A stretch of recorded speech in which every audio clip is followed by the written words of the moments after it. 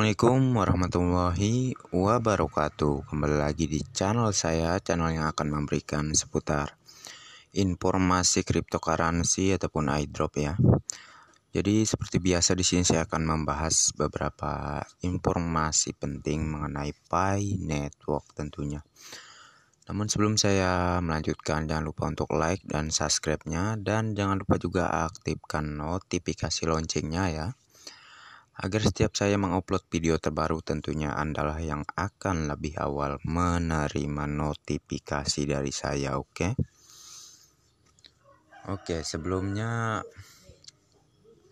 saya sudah men-screenshot beberapa bagian, yaitu postingan yang ada di sosial media saya ya, yang mana ini diposting di rel grup rel Pi Network Indonesia ya. Ini dibagikan oleh Munawir Sajali. Keterangan di sini yaitu kartu Pi Master segera hadir ya, yang mana ini menunjukkan sebuah perkembangan yang sangat baik untuk kedepannya, bahwa Pi Network akan memunculkan sebuah kartu Pi Master ya, yang mana ini sama halnya seperti juga ATM ya. Dan tentunya dengan gambaran ini, akankah kalian masih ragu mengenai Pi Network ya? Jadi Pi Network itu sangat luar biasa dan project besar juga ya, yang mana seharusnya kalian harus mengambil kesempatan ini.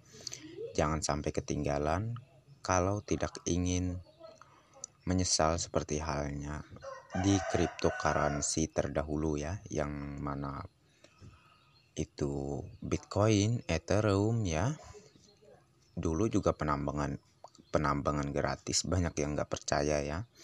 Namun seiring berjalannya waktu, untuk mendapatkan koinnya semakin susah dan akhirnya berharga tinggi, dan yang menganggap scam ya akhirnya pada menyesal tentunya. Jadi jangan sampai terjadi lagi di masa sekarang, yaitu kemunculan Pi Network.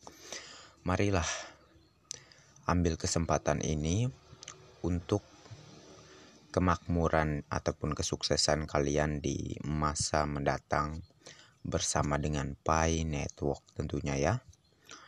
Oke, kita akan ke informasi lainnya, yang mana ini diposting oleh di Single ya. Pertemuan akbar malam tadi, komunitas pioner China konsensus mereka tetap dan menetapkan pada value 1 Pi-nya sama dengan 314.159 dolar tentunya ya. Congratulations, salam petir katanya. Sukses, selamat konvensi Tencent Kiong Tiongkok ya, waktu Beijing tahun ini, sampai dengan ya seperti keterangannya di sini ya, pertemuan konvensi jumlahnya minimal 100.000 online ya. Kita semua memiliki kesuksesan besar tentunya. Pi konsensus ya, 1 Pi sama dengan 314.159 US dollar tentunya telah mencair dan dielas oleh semua petugas konferensi, dan ini baru saja dimulai. Satu kata awal yang baik setengah selesai ya. Jadi ya, untuk komunitas Pi Network yang ada di China ya, tetap berpegang teguh dengan konsensus global ini, yaitu 314.159 dolar tentunya. Dan ini sungguh sangat luar biasa sekali, dan tentunya insya Allah kedepannya akan terkonfirmasi bahwa jikalau banyaknya suara di nilai konsensus 314.000 sekian dolar ini, maka pihak core team akan meresmikannya lah ya pada saat mainnet terbuka. Oleh karena itu ya, mengapa banyak sekali sekarang beberapa orang ataupun pionos yang ada di grup-grup lah ya, maupun di sosial media manapun, itu banyak yang ingin membeli koin Pi para pionos lainnya, yang mana mereka dengan iming-iming ya, satu Pi mereka berani beli jikalau dihargai seperti halnya ada yang saya lihat macam-macam variasi harga lah ya. Ada yang 50.000 ataupun ada yang bahkan 10.000 per satu Pi-nya. Mereka antusiasme sekali untuk mengajak para pionos yang tentunya tidak paham mengenai Pi Network untuk menjual kepada mereka ya, dengan harga yang sangat murah tentunya. Namun percayalah, jangan sampai kalian dibodohi dengan para oknum seperti ini ya, maksud saya, yang mana mereka merayu kalian untuk kalian harus menjual koin Pi kalian ke mereka ya. Seakan mereka menganggap koin Pi itu nggak ada harganya, padahal seharusnya kalian bisa mikir, kok mereka mau sih beli koin Pi saya seharga 10.000? Itu ya memang sih uang real, Anda bisa mendapatkan uang. Namun apa? Pada saat mainnet terbuka, koin Anda habis Anda jual ke para oknum yang tadi ya misalnya, maka Anda akan menyesal pada saat mainnet terbuka dikarenakan nilai koin Pi yang sangat tinggi ya. Jadi usahakan untuk sekarang ini, jagalah koin Anda, jangan sampai diambil ataupun Anda jual kepada orang-orang yang seperti yang saya jelaskan barusan tadi ya. Jikalau Anda tidak ingin menyesal pada saat mainnet terbuka nanti, oke? Dan tentunya sedikit penjelasan dari saya, yaitu jikalau Anda melakukan pertukaran dengan uang fiat ataupun cryptocurrency lainnya, maka Anda akan di-banned akunnya ya. Bisa jadi 50 tahun ataupun 100 tahun. Maka dari itu yang lebih baik ikuti aturan dari pihak core team tentunya, oke? Oke, kita ke informasi lainnya. Ya, saya akan membacakan keterangan yang di sini, yang mana ini mengenai menteri ya. Oke, daripada saya berlama-lama, langsung saja saya bacakan kepada kalian semua. Saya akan jelaskan perihal ini kalau menurut pengamatan saya sebagai pionos soal tanggapan Wakil Menteri Perdagangan Bapak Jerry ya. Itu sikap seorang abdi negara ya. Wajarlah kalau beliau menyatakan bahwa di Indonesia yang diakui itu hanyalah mata uang rupiah untuk alat pembayaran, oke? Karena sistemnya pada market tradisional bukan pada market currency. Lagipun barternya bukan di pasar pada umumnya, saat beli sayur lalu bayar pakai koin Pi, ya tetap menggunakan fiat tentunya ya. Yang nggak kan bisalah bayar dengan koin Pi kecuali sesama marketplace pi barter barang dengan koin Pi. Intinya di sini di zaman era digital currency, sistem pembayaran tidak akan mengganggu sistem yang sudah ada pada umumnya, yang digunakan oleh negara fiat rupiah ya di Indonesia, negara kita tercinta ini. Ini bersifat sistem pembayaran lokal dalam suatu negara tentunya ya. Untuk pembayaran sistem currency ya tetap pada regulasi currency yang sudah menyediakan marketplace kripto.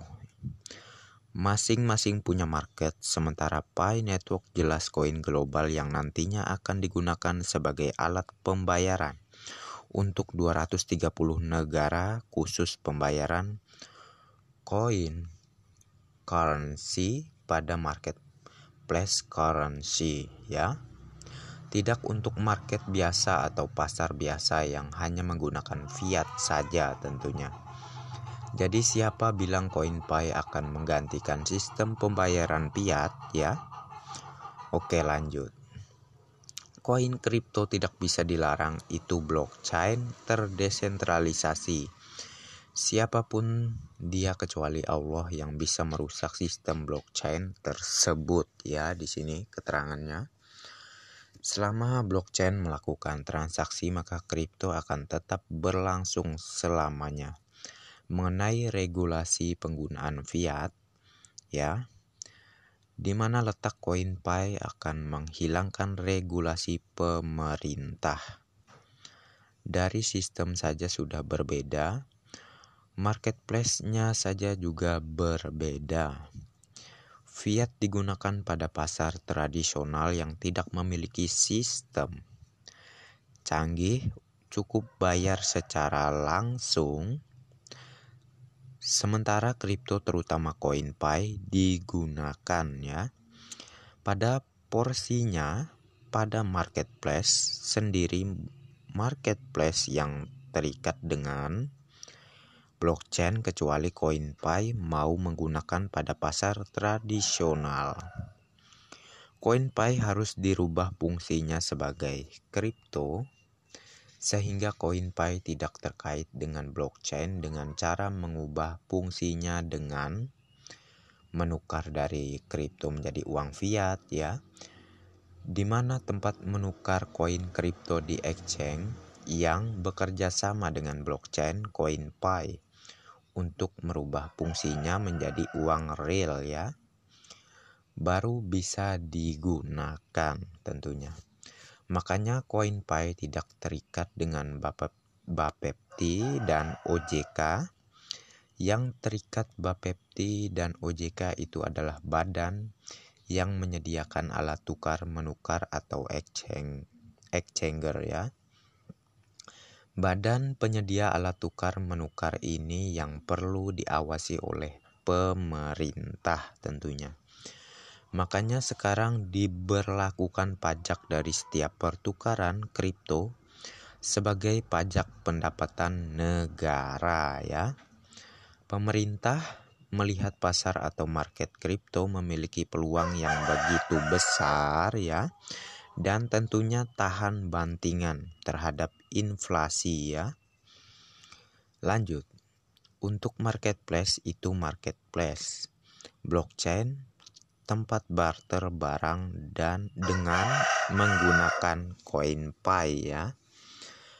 Marketplace maksudnya marketnya masuk pada sistem blockchain tanpa tempat kantor saja, yang penting memiliki jaringan dan terikat dengan blockchain ya.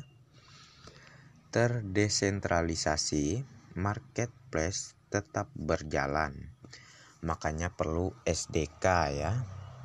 Misalnya Anda vendor terikat dengan blockchain, Anda dapat pesanan. Pesanan itu produk yang Anda sediakan ya.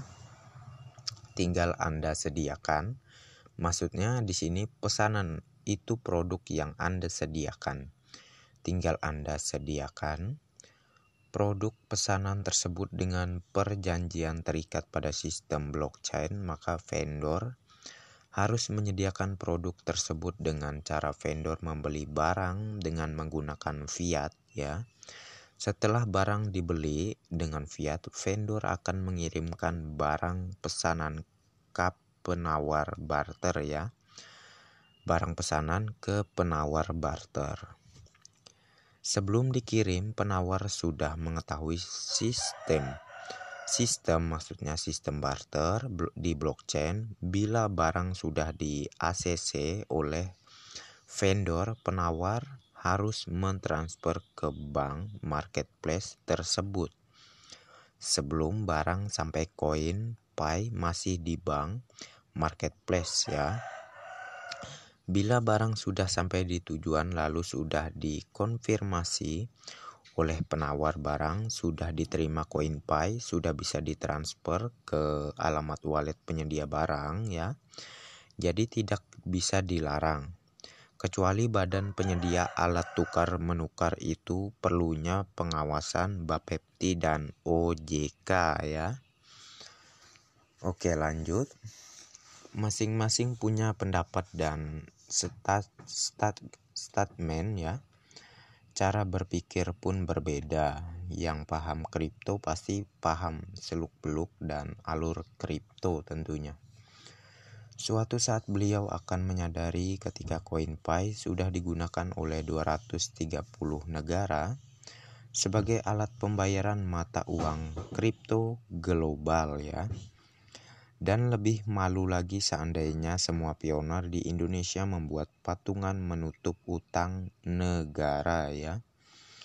Pasti dan yakin CoinPay menjadi alat pembayaran digital yang patut diacungi jempol. Oke, kita lanjutkan.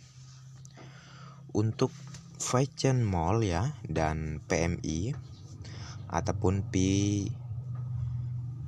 Chain Mall ya dan P-Market Indonesia, mereka sudah siap, tinggal menunggu listnya saja ya. Kalau sistem sudah sesuai dengan SDK dan disetujui oleh core team dan dev, tidak akan lama lagi karena ini akan menjadi percontohan. Pertama, koin kripto yang menggunakan utility yang lengkap di ajang G20 nanti ya. Makanya marketplace ini tidak boleh lama-lama, harus cepat berjalannya. Marketplace 2 bulan cukup untuk menjadi percontohan sistem SOP ke G20 ya, bulan Oktober di Nusa Dua Bali ya, oleh Rahmadian Budi Nawawi ya. Jadi jelas ya untuk keterangannya di sini yang mana sudah dijelaskan. Menurut Bapak Menteri ya yang menilai terkait Pi itu, yang kemarin saya tonton di videonya ya, yang mana beliau memberikan jawaban ya terkait Pi Network. Jadi beliau mengatakan bahwa jangan ya wajar lah ya, beliau kan seorang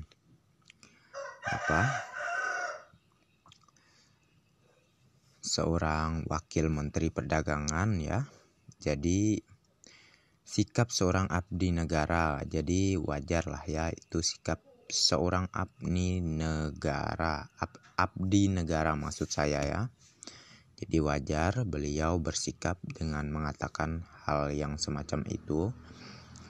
Namun sudah saya jelaskan ya terkait itu, yang mana tadi sudah insya Allah kalian paham ya mengenai beberapa penjelasan tadi. Dan oke lah ya, terkait informasi mengenai Pi Network, saya cukupkan sampai di sini saja dan terima kasih sudah mampir di channel saya ya. Dan bagi yang belum like dan subscribe, silahkan diklik ya maksud saya, dan jangan lupa juga aktifkan notifikasi loncengnya agar setiap saya mengupload video terbaru tentunya Andalah yang akan menerima notifikasi dari saya lebih awal. Oke. Dan next time. Assalamualaikum warahmatullahi wabarakatuh.